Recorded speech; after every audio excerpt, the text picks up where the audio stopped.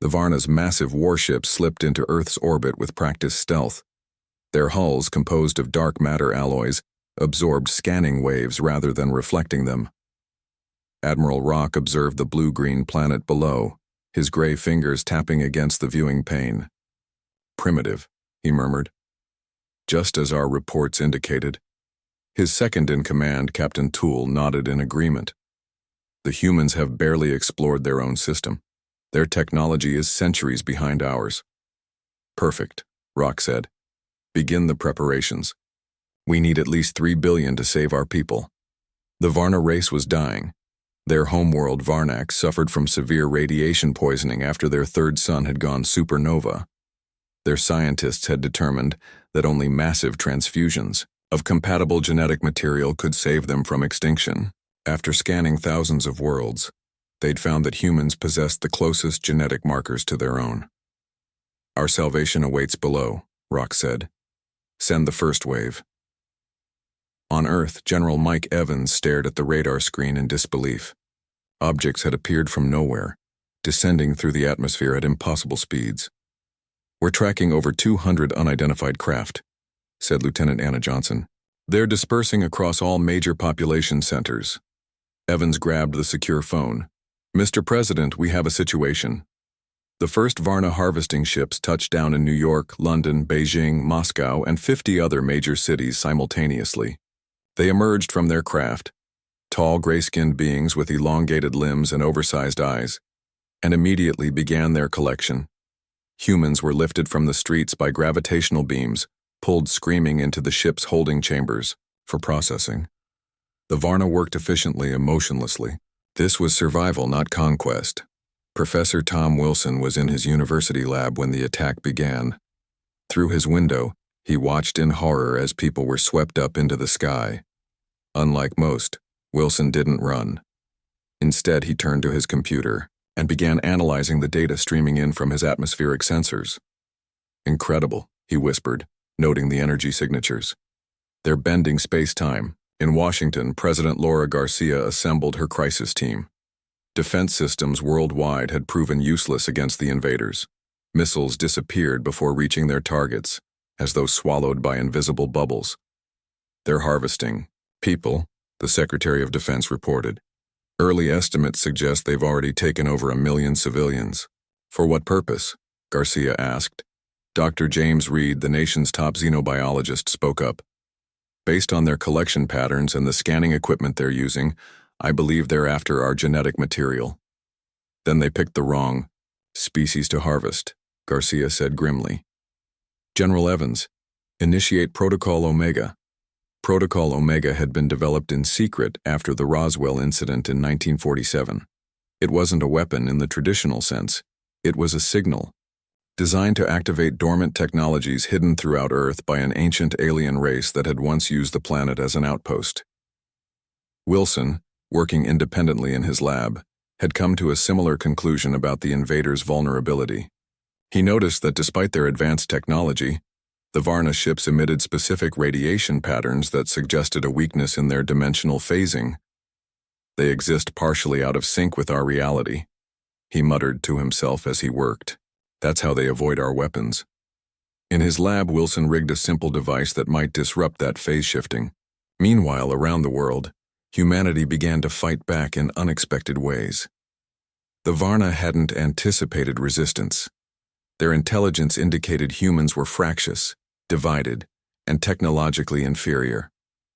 What they hadn't accounted for was human ingenuity and ferocity when cornered.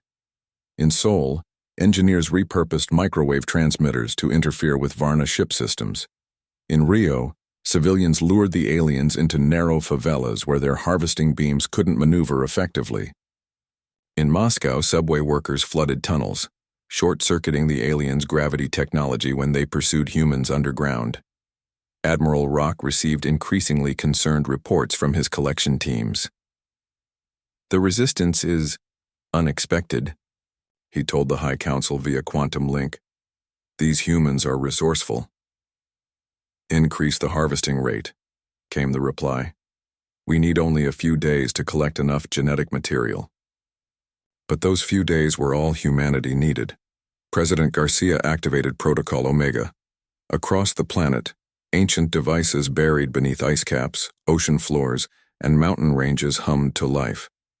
They emitted a signal that caused the Varna ships to lose their phase variance, making them suddenly solid and vulnerable to conventional weapons. Simultaneously, Professor Wilson broadcast his disruption frequency worldwide.